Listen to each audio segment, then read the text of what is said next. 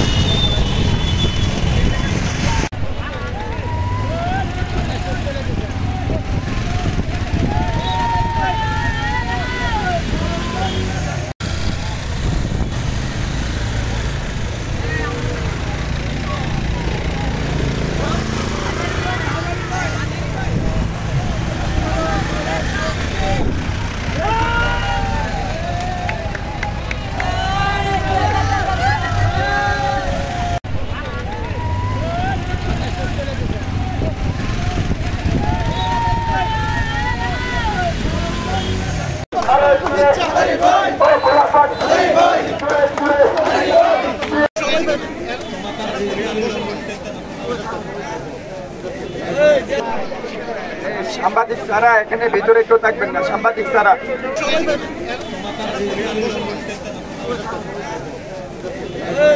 বিশেষ করে আমাদের ভারপ্রাপ্ত চেয়ারম্যান 13 জুলাই 2023 ওনার প্রস্তাবিত জাতির সামনে উপস্থাপন করছে 31 দফা।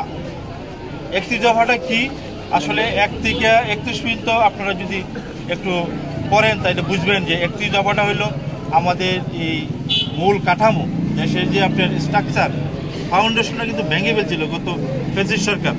ওইটাকে কিভাবে মেরামত করা যায়, ওইটাকে কিভাবে কাজে লাগান যায়, ওইটাকে জনগণকে বুঝাইয়া যে আমাদের 31 দফার মধ্যে যদি আমি প্রত্যেকটি জিনিস যদি আমি ঠিকভাবে করতে পারি তাহলে বাংলাদেশ থাকবে না, অনেক উন্নত হবে।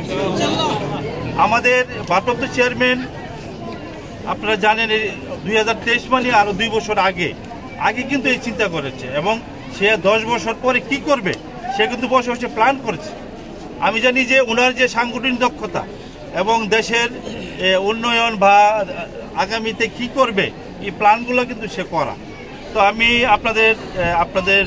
আপনাদেরকে এটাই বলবো, আমাদের নেতার প্রতি আপনারা অবশ্যই নেতার জন্য দোয়া করবেন এবং আস্থা রাখবেন এবং উনি আসবে আপনাদের মাঝে, আমাদের মাঝে, সবার মাঝেই দেশে আসবে, আমাদেরকে সঠিক সে নেতৃত্ব দিবে।